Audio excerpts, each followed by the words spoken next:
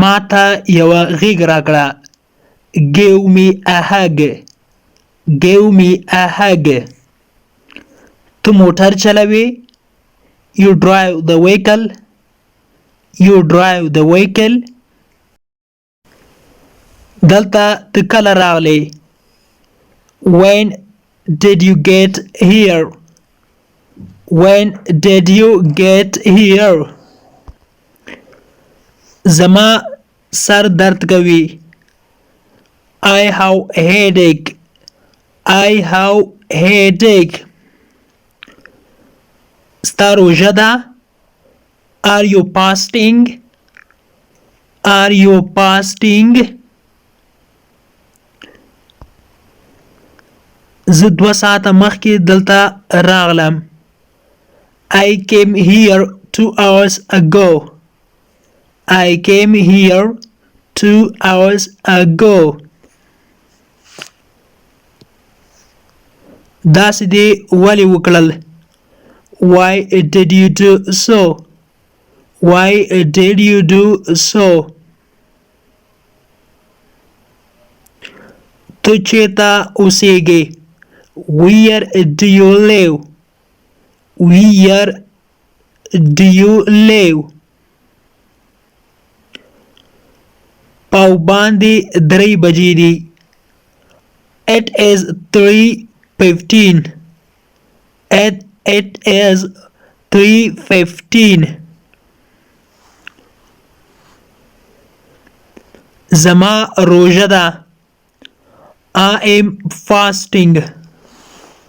I am fasting. دغه سره مرسته وکړه ځکه چې هغه ړوند ده.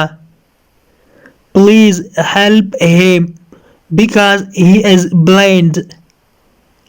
Please help him because he is blind. څه غواړې دي. څه حال ده. How is it going? How is it going?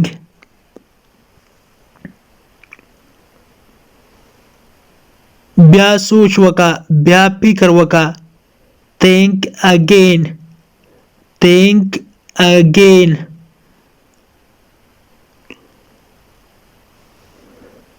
زه داسې فکر کومه. I think so. I think so.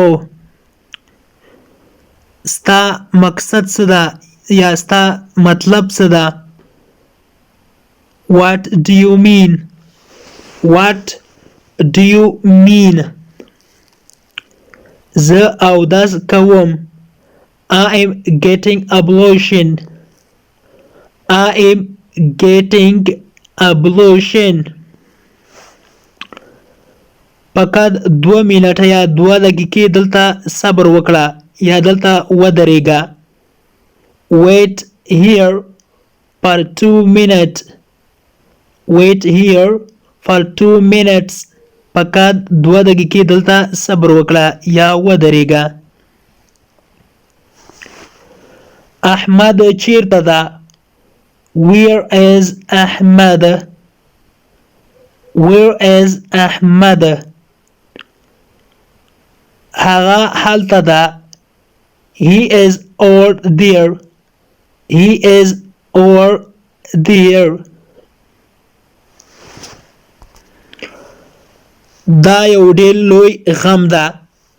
It is a big grief.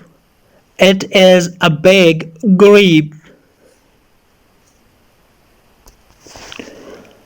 سالم عقل په سالم وجود یا سالم بدن کې. A sound mind is in a sound health. A sound mind is in a sound health. خپل جامې دې واغونده. Put on your clothes. Put on your clothes. د انګلیش ټو پښتو لرنینګ کورس ګرانو زده کوونکو د نن ورځې کلاس تر دې ځای پورې و. هیله ده چې یو څه مو ورڅخه زده کړي وي. که غواړئ چې انګلیسي ژبه په سیمپل ساده پښتو ژبه کې زده کړئ نو مهرباني وکړئ زموږ انګلیش ټو پښتو لرنینګ چینل در سره سبسکرایب کړئ او ترڅنګ یې د بیل آیکن ووهئ او بیا په آل کلیک وکړئ. دې سره به زموږ هر نوی کلاس چې موږ یې روزانه اپلوډ کوو تاسو ته په خپل ټایم در ورسیږي. او که چیرته کومه غوښتنه نیوکه یا پیشنهاد لرئ نو مهرباني وکړئ موږ ته یې په کمنټ باکس کې پرېږدئ. تر بیا چې زه حاضرېږم تر هغې مو په پاک رب سپارم. هر چیرې چې یاست الله مو مل شه. Thank you so much for watching.